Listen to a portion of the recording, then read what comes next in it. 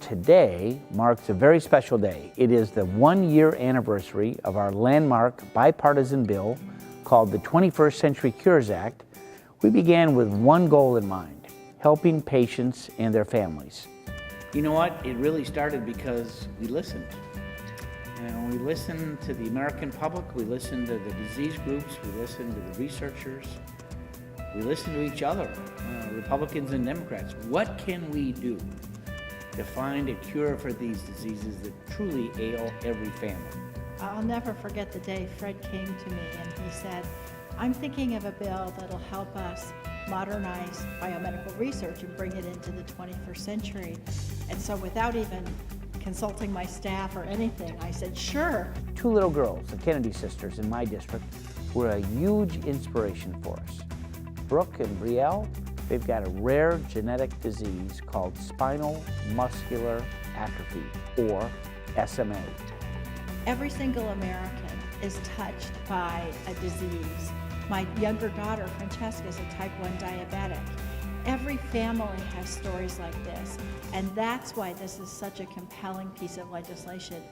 You know, there's probably not a day that goes by, including just 2 hours ago for me, where somebody doesn't call and they've got some awful disease. The end is close by, and we all sort of realize, and what it means to us is that we are going to find the answer to these things.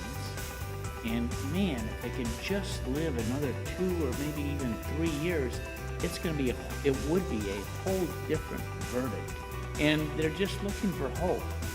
Cures provided the National Institutes of Health and the Food and Drug Administration with billions, tens of billions of dollars in much needed resources so that our nation's best and brightest could work on finding cures for diseases that impact, for sure, every single family.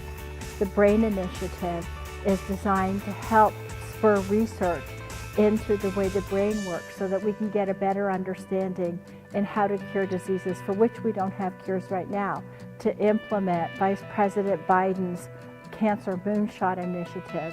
And it gave $1.8 billion to the National Institutes of Health to streamline and update the way we do cancer research.